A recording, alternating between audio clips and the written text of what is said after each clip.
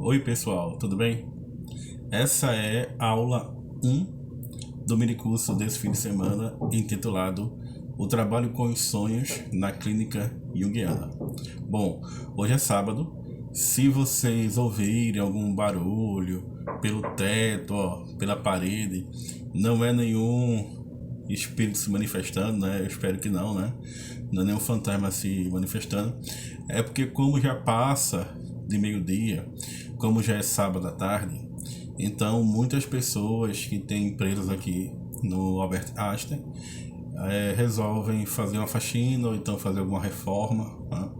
E isso gera ressonância, né? Faz com que o barulho ressoe pelas colunas, pelas paredes, né? Eu mesmo, vários sábados à tarde, já fiz muitas reformas aqui na clínica, né? Para tornar a clínica um espaço mais acolhedor e tudo, né? Então, se vocês ouvirem algum barulho, é isso, né? Ou pode ser também o inconsciente se manifestando e perturbando o campo da consciência, né? Isso pode ser possível de um ponto de vista psicológico, né? Então, pessoal, a gente vai conversar nesse fim de semana sobre os sonhos a partir de uma perspectiva junguiana, né? Vamos fazer considerações gerais sobre a psicologia dos sonhos e avançar um pouco mais no sentido de conversar sobre a forma como Jung interpreta os sonhos, né? Quais são os passos, né, para a análise de um sonho, para que você mesmo possa se auto-observar, você mesma possa se auto-observar também, para que todos nós possamos ter o autocuidado, nos observar, ter autoempatia, para que a gente possa ter empatia com o outro, né? E vamos avançar também no sentido de fazer a análise do sonho de um inscrito aqui do canal, tá? Então, o que é o sonho, né? O que é o sonho para Jung? Bom, para Jung, sonho é uma atividade psíquica, né? É uma manifestação livre da criatividade do inconsciente. É uma manifestação criativa do inconsciente, sem tantas amarras, sem tantos controles, né? Do que diz respeito à participação do eu, à participação do ego, porque o ego tem uma predisposição a exercer o controle sobre as imagens, né, do psiquismo, já que o ego é o centro da consciência, então tudo aquilo que diz respeito à consciência diz respeito ao ego, né? O sonho é a melhor forma pela qual os complexos resolveram e encontraram de se auto-representar, tá? Então a gente sabe que nosso inconsciente também é composto por complexos, né? Principalmente o nosso inconsciente individual, o inconsciente pessoal. Eu, Álvaro, eu tenho uma história de vida, eu tenho os meus complexos. Os complexos são os arquitetos dos sonhos, constroem os sonhos, tá? Deixam a sua marca nos sonhos, como todo bom arquiteto, tá? E a melhor forma pela qual os complexos encontraram ou resolveram se comunicar e resolveram se auto-expressar, se auto-representar foram os sonhos. Isso quer dizer o seguinte: isso quer dizer que desde sempre, embora o sonho quando emerge sob o pano de fundo inconsciente e emerge sob certo ponto de vista também da natureza, né? É por isso que sempre utilizamos aquela metáfora aqui que o próprio Jung criou, né? De que a psique emerge da natureza e é tão bela quanto terrível, né? Os sonhos podem ser tão belos quanto terríveis, né? Os sonhos podem ser tão belos quanto terríveis. Mas vou conversar sobre o que significa um sonho belo na psicologia do Jung, que basicamente o sonho belo é aquele sonho que é vivenciado adiante. O Jung escreve sobre os sonhos belos em suas cartas, né? Que quando nós sonhamos o sonho para trás, certo?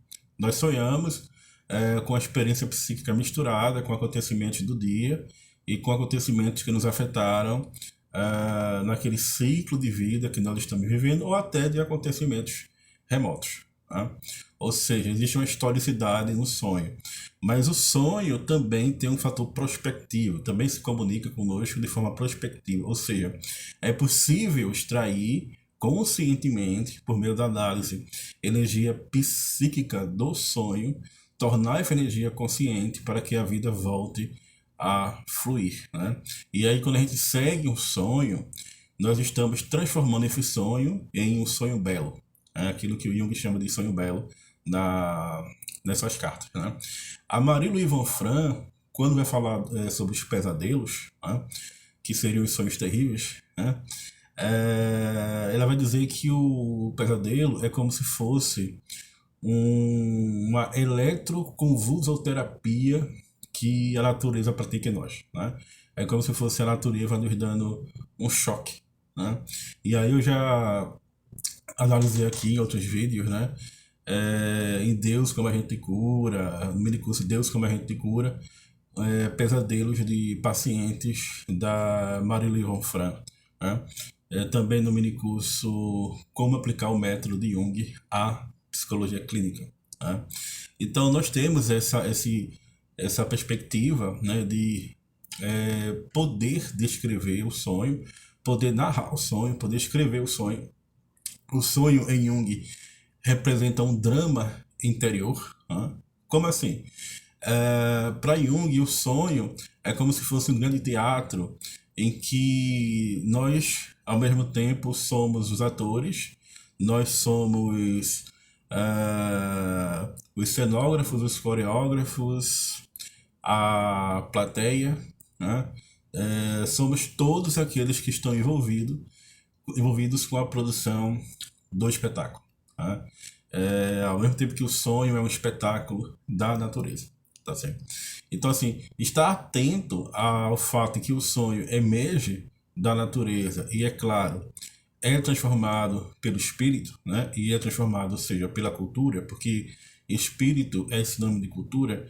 Tanto é que no século XIX, quando a gente vai estudar, né, como as ciências humanas fundamentaram seu método, as ciências humanas ou ciências da cultura eram chamadas de ciências do espírito, né? Então a ciência é cultura, espírito é cultura. E aí a nossa alma é transformada pelo espírito, ou seja, pela cultura.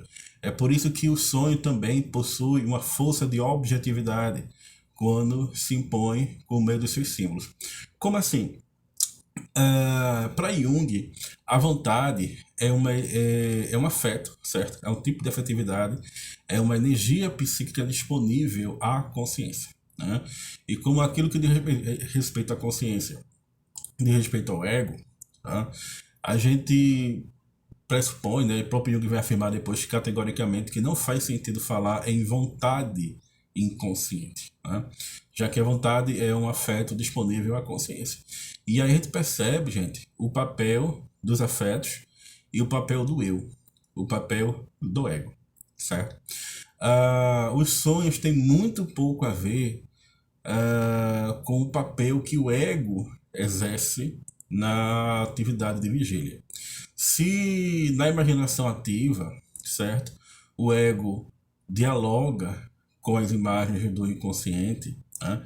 Já que o papel do ego não é um papel tão passivo na imaginação ativa, já que na imaginação ativa o ego precisa dialogar, precisa perguntar as imagens, já que a análise em Jung é um confronto com as imagens do inconsciente, ou seja, é um estar face a face com o inconsciente. Né? Nos sonhos, o ego tem muito mais a ouvir e a ver do que propriamente falar. Né? Ou seja, nós não apenas sonhamos, nós também somos sonhados pelo sonho. Tá? O ego, ele é tocado pelo sonho, ele é tocado pela força objetiva do sonho, e nós podemos perceber dois níveis nessa tentativa de diálogo entre o inconsciente e a consciência. Né? Dois níveis, um nível objetivo e um nível subjetivo, né? Que a gente chama de nível do objeto e nível do sujeito. Né? Ou seja, o que é objetivo? O que é a objetividade? A objetividade é aquilo que independe da nossa vontade. né? É aquilo que simplesmente se impõe, é a situação dada. E no caso dos símbolos e das imagens dos sonhos, essa objetividade se traduz por um conteúdo coletivo, tá certo? Um conteúdo da coletividade. Os sonhos simplesmente vêm e pronto. É por isso que os sonhos são tão importantes no que diz respeito à análise. Por quê? Porque nós não podemos condicionar os sonhos no sentido de determinar aquilo que o paciente vai sonhar. Ou seja, quando eu vou dormir, eu não escolho aquilo que eu vou sonhar. Ah, hoje eu vou sonhar com tal coisa, amanhã eu vou sonhar com tal coisa, depois de amanhã eu vou sonhar com tal coisa. Não, não é assim. O sonho simplesmente vem e pronto. Ele tem uma força de objetividade. O sonho tem uma força objetiva. O sonho independe da nossa vontade.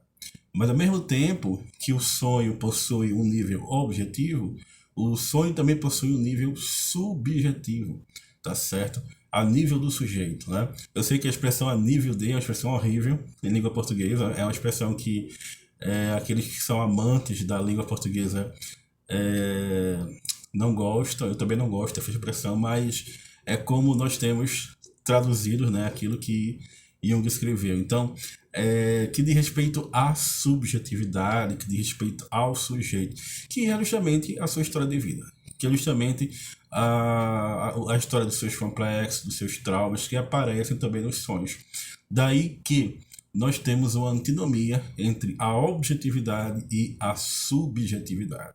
Existe a psique objetiva, e Jung não abre mão dela em nenhum momento. É por isso que eu admiro muito Jung nesse sentido também, porque Jung não é um autor subjetivista, certo? E aí, quando a gente estuda psicologia, muitas vezes a gente confunde subjetividade com subjetivismo. São duas coisas diferentes. Jung não era subjetivista, não há subjetivismo em Jung, certo? Mas há subjetividade. Há espaço para a construção daquilo que é subjetivo, daquilo que pertence à história do sujeito. Então, no sonho, vai aparecer esses dois níveis nessa tentativa de diálogo entre o inconsciente e a consciência, né? Então, assim, o Jung vai explicar que todo sonho possui um porquê e todo sonho possui um para quê. E que a lógica, digamos assim, a lógica da dinâmica do inconsciente pela qual o inconsciente opera, tá certo? Eu sei que a palavra lógica pode não ser uma palavra muito feliz porque pressupõe lógica matemática, mas nem toda lógica é matemática. A lógica no sentido grego de logos, né? De discurso, de palavra, tá certo? De razão, e também de sentido, tá, gente? Porque logos também diz respeito a sentido. O Jung vai dizer que ele não possui uma teoria dos sonhos, ele não possui uma metapsicologia dos sonhos, ele não faz nenhum pressuposto tácito em relação aos sonhos, apenas que ele faz. É que o sonho possui um sentido, certo? O sonho possui logos, o sonho possui um sentido. E que é possível descobrir o sentido do sonho, né? Como diria o Talmud, a interpretação de um sonho é o próprio sonho, porque o sonho é claro o suficiente, e é claro o suficiente para ser um enigma, tá certo? Ou seja, é paradoxal, né? Ou seja, é um claro enigma na expressão do poeta mineiro Carlos Drummond de Andrade, né? Ao mesmo tempo que é muito claro, é bastante profundo e enigmático. E a princípio nós não sabemos a sua origem, nem o que eles querem dizer. Nem por isso eles deixam de ser claros, certo?